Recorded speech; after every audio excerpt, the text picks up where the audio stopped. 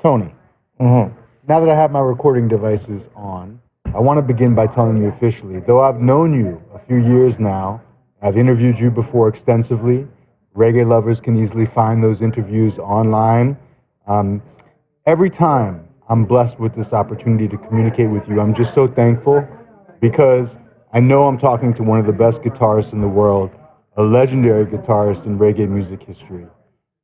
Tony, in addition to yourself, I have, of course, interviewed legendary drummer Santa Davis, who's here extensively, along with your blessed help, Earl Chinna Smith, um, and all members of the legendary Soul Syndicate band, which I've written about many times, was and is and always will be, in my opinion, the best studio band um, in what enough people call reggae's golden era. And so, of course, in all those past interviews, I hope people will check out and locate. There's already been tons of reasoning about enough subjects, about the Soul Syndicate history, and there's no need to rehash any of it. We talked extensively, you and Santa and I, so generously. You guys have told me about the Stalag rhythm already, so famous and used in so many tunes. And the singular solitary question, Tony, that I even have remotely touching on the Stalag rhythm, it would be incompetent for me not to ask you this question tonight, of all nights. How does it feel, Tony, to be here at the famed Dub Club in Los Angeles, about to perform with the legendary Sister Nancy, whose massive hit song Bam Bam was one of those tunes that made that Stalag rhythm so world famous? Yes, tough love and respect. This is very historic. Sister Nancy been here many times, and we have never played with her on those shows and things. I mean, sometimes she did the sound system of record, and then sometimes she play with a band, but never have the original members that play the rhythm Sagalog and the show with her. And tonight at the Dub Club is very historic. It's the first that the band is backing her up. The three members of the original band that play that rhythm, Santa, Fully, and Tony Chin, is backing her up and Bam Bam tonight. Wow. And so reggae lovers in Los Angeles, if they know what's up, they know that they should be here tonight. And now, Tony, the bulk of my questions today have to do, of course, with your wicked new album, Karma, which you just released on April 1st, just over 2 weeks ago. Congratulations on this great new solo album, which I want to talk to you about. Yeah, man, I'm very proud of this one. This is my 8th album. And it's funny that you mentioned that, like, because Selected Jerry said that on his Sounds of the Caribbean radio show recently. He played one of your songs, and I wanted to confirm, in fact, that it was your eighth solo album. So I'm glad you mentioned that. But before I bring that up, before I start jumping into Karma, because I have interviewed you so much, and there's been things that I've missed, though. And one of the important things that I missed was your work with the reggae band, the California-based reggae band Big Mountain, for a spell. And of course, you and Santa, and I believe Michael Heidi, who of course works with the Soul Syndicate members a lot, played for a while with Big Mountain. True? Yes.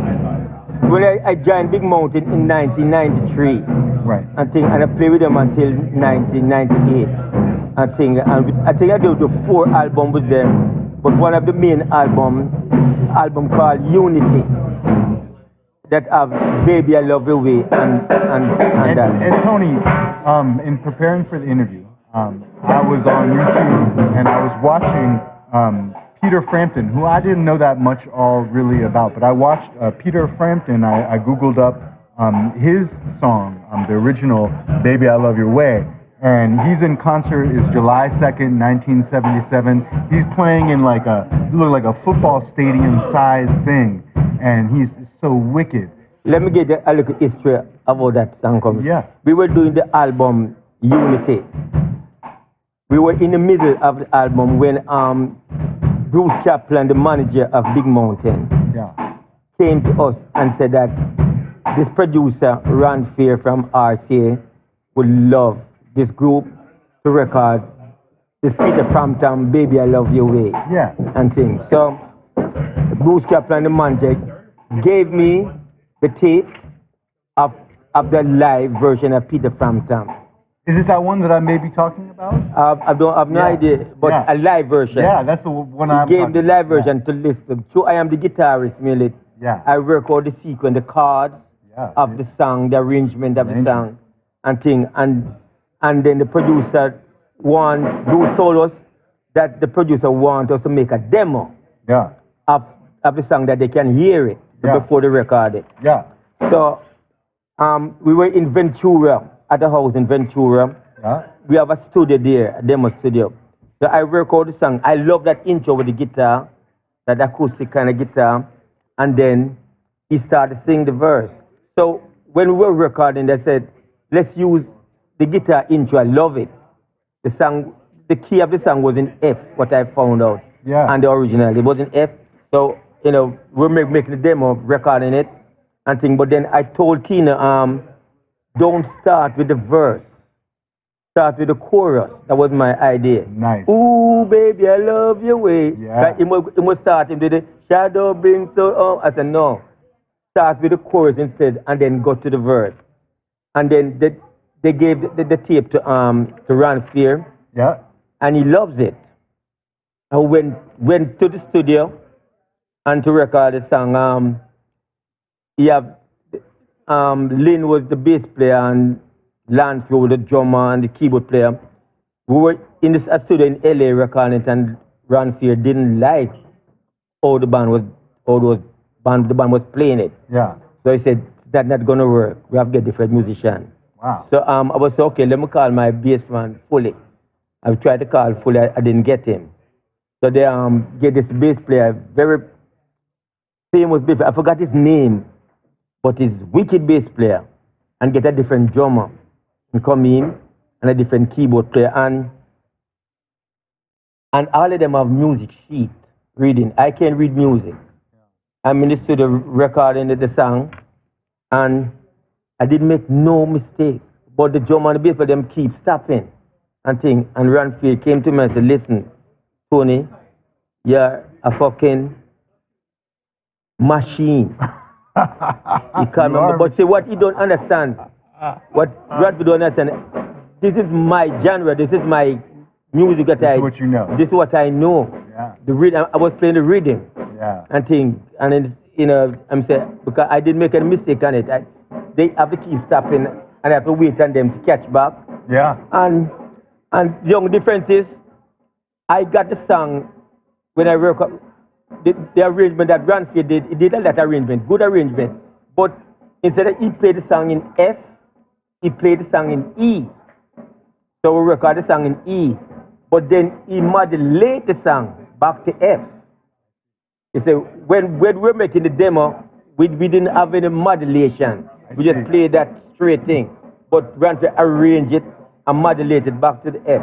So that's all his idea thing. This is amazing, Tony, because I was gonna ask you because the next thing I was gonna say was because while I watched that Peter Frampton one, then when I go listen to the Big Mountain one, which is reggae-fied the Peter Frampton one, and my question to you, which you just answered, was how did you make it so awesome? Because I think the reggae-fied version, as much as the Peter Frampton, I'd never even really seen that one before, and I respect because it was kind of wicked what I saw on YouTube. But the reggae-fied version, which is what Big Mountain played, and because of the result of your arrangements, and I was going to ask you specifically, what changes did you make to that song? And it sounds like you just explained a little to me what you did. Ranfield, the producer, too. He's one that arranged the song mostly, but the arrangement that I did on the song, I just told Kenneth, don't sing the verse, sing the chorus.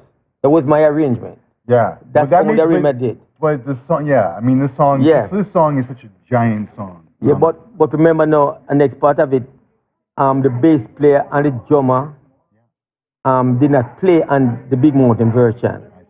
But Keno and his brother James McQueen, me, Keno, and James, I'm not sure, Billy, the keyboard player, only three of us from Big Mountain is on that track. Thank you so much for telling me the history of this song, and I wanted to ask you just last thing about this Big Mountain thing, is Why did you toured with them? I think you guys did Jamaica Sunsplash. We did a lot of tour. You did Jamaica Sunsplash, I think, with them. Yeah, we did Japan Splash. And you did a lot of things. How come you guys and it was you and Santa, I think. No, originally it wasn't Santa. Okay, but then you toured with them? Listen, originally Big Mountain. Before I heard of Big Mountain, they have this song named "Touch My." I never know who Big Mountain was. Right. They have the song "Touch My Light," you know, and fully told me that a brother named Bruce Kaplan looking for me, because what happened? What I get to find out, the guitars that they were on tour, going on tour, them going to do USA Sunsplash tour. Yeah. And the guitars end up in jail, and they need a guitar that can, without a lot of rehearsal, to come and fill in. Yeah. And Bruce, they heard about me and think that Tony Chen is the right man. How come you, if I could ask, how come did you stop working with them? Because they still perform, they're still touring, they're still on the scene. Yeah, you know, did you just at some point stop working with them? But are you on good terms with them still? Yeah, I'm in good terms with Keenan and stuff. But what happened, you know, the way the business go, I'd have other projects. Sure, you have a lot of things going on. But I played with them a long time. I did about 4 or 5. I think it's 4 albums I did with them. Yeah, I was looking at that. Yeah, and I'm the person that playing both the rhythm and lead and all the albums there. Folks can see enough videos of you online of you playing with them. Yeah. Some of the few solo, I'm not playing the solo, but the rhythm and the lead guitar, I'm the one who's doing both. Wicked. And even Tony Chin have some song that I sing on I'm sure the album. I did a song named Monkey See, Monkey Do. Oh, I have to go Google that one. Yeah, and I did a song named I did a song named Wanty Wanty. Wanty Wanty can't. Oh, that one I think I've heard before. Yeah, it's an up-tempo song. Now, Tony, because I know time is short here, and you need to relax and get ready for the show, I want to move to Karma. Because this is you just thank you so much for giving me the CD for this tonight. But this is his super-irie solo album that you just released, and I'm so excited to talk to you about this. And he selected Jerry, like I say, he mentioned this was your 8th solo studio album, and he recently played one of the album's scorchers, I think, Dem Say. And first, one of the questions I want to ask is, none of the songs on the new album are actually titled Karma. There's no song on the cover. So how come, Tony, even though I think I might have my own suspicion about this, how come you name the album Karma? All right. For example, didn't Bob Marley have an album named Uprising? Right. And he didn't have a song on it named Uprising. True. He said, so what happened? Karma, if you notice, most of the songs, them, I think it's only 2 tracks on it. 2 tracks on it that is not about singing about Babylon or Rastafari. A song named Lonely Road. Yeah. I wrote that song when I was about 16, 17 years old. Wow. I wrote that song and I remember it and just recorded it. Wow. It never recorded before. Wow. And the first track named Ring-a-Ling. Ring-a-Ling. That's a dance song. Yeah. That's a party song. Yeah. The upbeat party song. Yeah. But the rest of the song, the second track, a song named If You Wanna Be on the Right Track with a man. I have enough questions about that. Ione. Yeah. Did it. I didn't wrote that song. Yeah. That is a song written by Upton Lewis. Oh. And nice. Upton Lewis sing it with a woman named Phyllis Dillon. There was a big Rhapsody song in Jamaica that I grew up loving. Nice. And I finally get to do it. Now, and when the musician, the bass player on that track, brother named Mike Irwin, he's the one that mixed and mastered the album. Mike Irwin. Mix and master the album and get it to sound like that. Now, Tony, what is this on the album cover? You also have to ask these questions because artwork can sometimes be important. And I just wondered if there was any particular significance to the use of the butterfly. Yes, the butterfly. Yes. I love butterfly. I'm a peaceful loving type of man. But first, I gotta make you know what karma means. Oh yeah. Sorry. Karma. Yeah. We have a saying in Jamaica, say what you read, what you sow, you shall reap. Yeah. Like if you sow bad seed, you're gonna reap bad seed. For sure. If the good you do follow you. True. and the bad you do will come back and get you. 100%. So that's what karma means. Karma means the wickedness that you've been doing, it is evil people been doing. Yes. And think it's gonna come back and bite them. That's true. And all of them gonna have to say Jaja and judgment daytime and give accountability to all the evilness that they've done on this earth. I mean, look what's going on in the world with Putin, Donald Trump, all the Monday. Look, so many evil. Playing his war games. Why? Did a song like them war games, man? Yes, I couldn't take it. I'm gonna ask about that. Yeah, man. Now, Tony, before I jump into a few of the songs, I want to ask about some of the songs specifically, but that you're talking about. But let me ask you first: did you produce the album yourself? Yeah, I'm producer between me and Mike Irwin. Okay. But I am the main producer. Nice.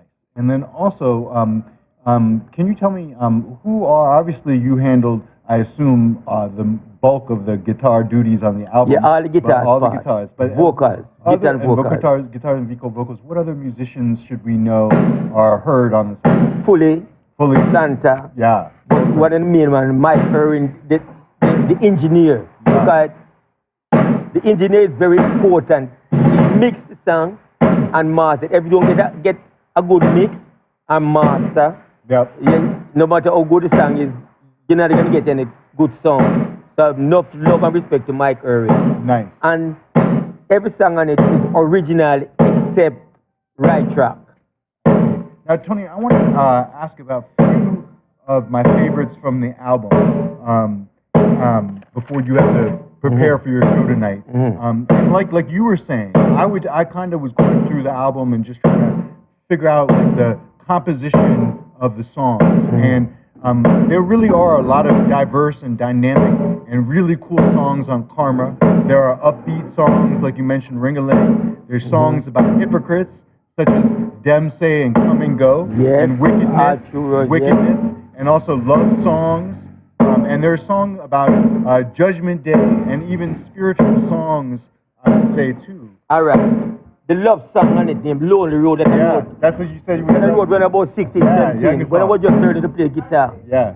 No, I go to the movies a lot, and when I was going to school, I read a lot of fairy tales. You know, fairy tale book like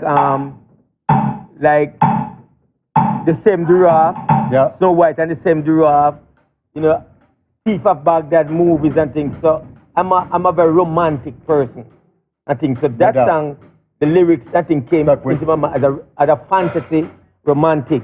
I'm walking down a lone road, playing my guitar, singing some love song, and I saw this beautiful lady sitting on the side of the road. I said, man, lady, I got to know your name. She's so beautiful. No, on the original version that I wrote, I mentioned the word gay. I said, I saw a beautiful lady with her cheek as red as roses and her face so bright and gay.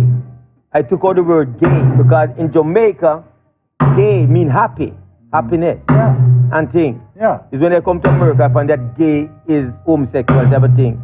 So I took out the word gay and thing. So that's I changed up the word a little. I see. And thing, you know. So that's a fantasy song. Yeah. The rest of song them know about them said Jamaica. I'm speaking about the foreign Rastafari. You have a lot of, I can't wait to ask you. You have a lot of dreadlocks, Rasta going around with them dreadlocks. Yeah. But to me, it's a fashion for them. They always say, yeah, man, I love Jamaica. I love reggae, I smoke ganja. Yeah. You know what I mean? But they don't, in them heart, they don't mean anything. Them just a follow. We call them fashion dread. It better if them go shave them head. Let me just say, I jump ahead because you started talking about that song, but for me, Dem Say, the lyrics in both Come and Go, and then particularly for me, Dem Say, are just so righteous and they're so real. I wrote down verbatim, and I would encourage true reggae fans of the culture, to explore and study those two tracks. And the guitar playing, unsurprisingly, is off the charts, and there's a riff that's repeated in Come and Go is just exceptional. I just wanted to mention. There's not even a question there. Come and go, you know, come and go mean only God, the man who creates life, can take life and can tell you if you're going to heaven or you're going hell. Enough respect. So only He knows if you're going to come are you gonna go? Enough respect. So that's what if and lot of people them say that them are the righteous people, them spiritual and the righteous. Yes. But them are worship Satan. Yeah. Them are do evil thing. I never sang an album, I don't remember what album, but named Behind Closed Door. You know, you see a lot of these people go in church and preaching the gospel and them God this and that, but them are hypocrites. Right. All them do is rob people, you know, the preacher them, they give them the donation and them have them big house and them Mercedes Benz and Rolls Royce car. I take from the poor. Yeah. So only God know who to come and who to go. Enough respect. So that's what that song's about. Enough respect, Tony. Now, after that first song, Ring-a-Ling makes me jump and prance. Right. The next two songs which you mentioned already, but I have to bring it up. Right Track. All right. Because I love DJ Al Capone, as you know. Well, and so you had me at DJ Al Capone, all those samples. Watch it. After Right Track, that is the Walker Lewis song. But the rhythm, the music is so good. I love the music. Now, on the original Right Track, Walker Lewis, I mean, this Al Capone is not on it, you know. This is rearrange it. Yeah. Original. So I love the rhythm so much that I wrote lyrics and the rhythm and the original rhythm. I call it Babylon Pressure. Yeah. Because we now bow to Babylon. And Rastafari not gonna bow down to Babylon. Because Babylon, they want to take the freedom. Yeah. You know what I mean? But we now bow. We have to stand up strong and fight. Yeah. So that's what the whole album is about. Fight, stand up strong. And I have a next song on it called Mental Youth. Oh, I love that. It's a guitar instrumental, right? So wicked.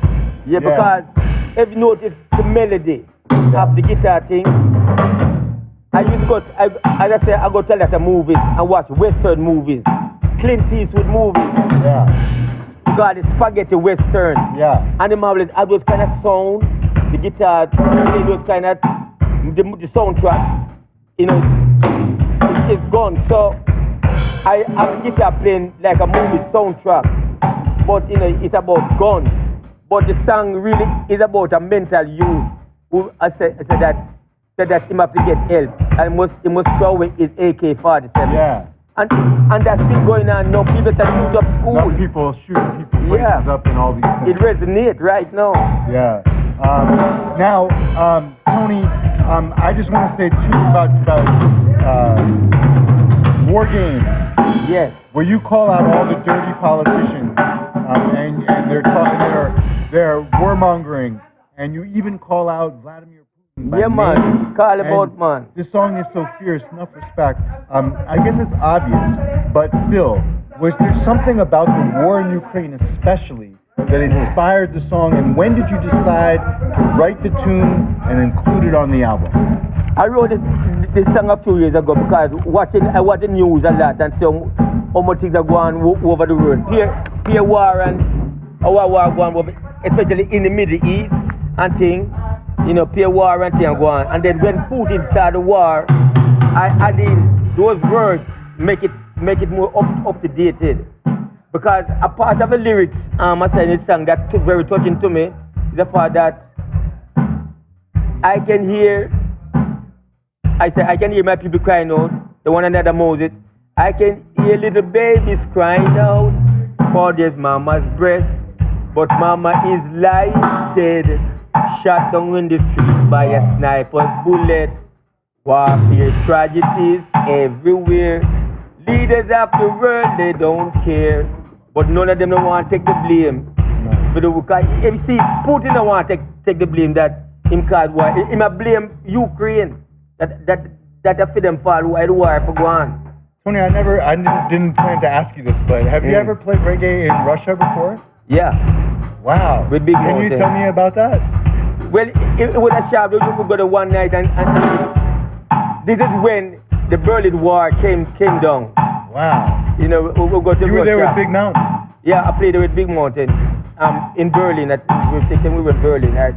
Do you know where in Russia what you were? I don't remember exactly where, but It was in Russia. Was it Russia? Yeah, I think it's Russia.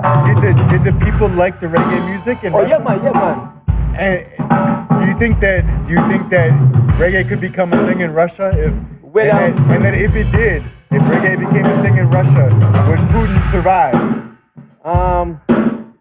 No, listen, I'm not 100% sure if it was Russia, but it's somewhere in Europe behind the eastern wall. Bloc, yeah. I don't remember if it was Russia on the other side. But nevertheless, whether you actually played in Russia or not, whether you played there or not, right. Don't you think that if reggae music played there, that could be a great thing for the Russian culture? Yeah, well, I think that the band played there. Yeah. That the band play there already. I think I saw a video with UB40 in Russia. Maybe Steel Pulse played there too. Yeah. And that a European band play Russia already. But I know that I will play Berlin. I will play Poland. I went to Ashwash camp, the concentration camp. I went there. Wow. And I went to a camp in Berlin named Dakar or something like that. The concentration camp. Yeah, I've been there. Tony, I know you've been all over the world, and but the one thing is that I'm so happy that you're right here tonight, and that you're going to be on the stage with your Soul Syndicate brothers, with Sister Nancy, and this is just such a historic, wicked occasion. The vibes are here in the Dub Club. They already are circulating, and so I just want to tell you that I want to wish you all the success. Your new album is just wicked, and I hope people... I'm very proud of this album, very proud. You should be, and I hope that people who are listening to this interview will go and immediately go and check out that album. Tony, so many fans love you and appreciate you around the reggae community in the world. They know that you've been on... You played on so many tunes and so many legendary songs, and you can't even count them. It's just it's unbelievable. Yeah. And even just recently, when I found out that you had played, because I'd never seen the credits before, but I saw the original vinyl for the Roots of Dub album, and it kind of maybe gave me a little bit of a meltdown when I saw your name on the album. You ever hear Bob Marley sing a tune named Small Axe? Yes, and I know about Morax. I play the original. I know that, you know. A lot of people don't know that Bob have an original axe, more Small Axe. Yeah. And I am playing on the original, more axe. And then you played on Dreamland. I played on Dreamland with Bonneville. And then you played on the Mr. Brown that was initially was Duppy Conqueror Rhythm. Yeah, but they changed it to Mr. Brown. And then I tell every single person I ever meet that I know the guitarist, the rhythm guitarist who played on The Sun is Shining, which has got to be one of my favorite Bob Marley songs of all time. Because every time I hear the song, it put me in a good mood. And to the fact that I know the rhythm guitarist on this tune. Well, me and a brother played brother named Clean Douglas. Yeah. He was our first vocalist from Syndicate back in the day. Yeah. So he wanted to play on Sun is Shining too. So those were very historical. And we play a lot of Gregory Isaac. At the time we play Gregory Isaac, them think that it's roots why they play them. But we did Love Is Overdue with Gregory Isaac, and All I Have Is Love. So many tunes, Dennis Brown. We can't even. Like Dennis Brown, Westbound Train, Cassandra. And that's why I hope that people will. There are enough interviews, and people don't have to necessarily read mine of you. They could read whoever's they want. But we have talked about these things, and I want people need to go and learn who the foundational players are. And we're talking right now to one of them. And Tony, is there anything, where I was going with this, is there anything that you want to send out and let the world know? I know you want them to go and check out your new album, and you should. Yeah, check out Karma. And this album is... What else do you want to tell them? Listen, reggae music is a message. It always have the message in the music. Yeah. And then you can dance and sing to it, just like on my first track. And it clap your hands, everybody. Clap your hands and dance. Jump and prance. Ring-a-ling-a-ling. So, reggae music is a very constructed music message. One of my greatest inspiration in reggae is Bob Marley. Everybody know that's when I'm writing, I'm thinking of how Bob would write and stuff. And then some of my other inspiration is Dennis Brown, Sugar Minott, Max Romeo, Barry Salmon, all those great. Listen, I am not a singer. I can sing. You can sing. But I'm not a singer. Singers is Dennis Brown. You know what I mean? Barry Saman, Yeah. Freddie McGregor, Yeah. Sugar Minot. Yeah. You know what I mean? Tabby Diamond. Tabby Diamond. Yeah. Them man, they are singers. Yeah. But I can hold few notes. But my thing, I love to write. Yeah. I want to write original music and spread the message I love. Spread it, spread it. So reggae music is the message I love. And all the youth them who have come up and love reggae music, you know what I mean, to continue. Because sometimes, and they're going to be barriers. People going to try to keep it down and whatever and thing. But fight it. I just wrote a new song that don't come out. Was that the one that I heard you sing? Yeah. Tony, that was so Fight, wicked. Natty, I invited a stand video. up and fight Oh, for man. your right. Rise, Natty, rise. Rise up and fight. You got to survive. Go there, Natty, go there. No make them stop you from your works. No. Roar, Natty, roar. Like a lion protecting his turf. Natty, dread forward. Forward, Natty. Oh, so man. I just wrote it. It ain't been recorded yet. It's released. that- That may be on next. That actually are going to be on my single. On a single. Wow, you being called by your Soul Yo. Syndicate band member. Tony, enough respect. All right, yeah. Thank you so much All for the right. interview, man. Yeah, man. Yeah, man. Love.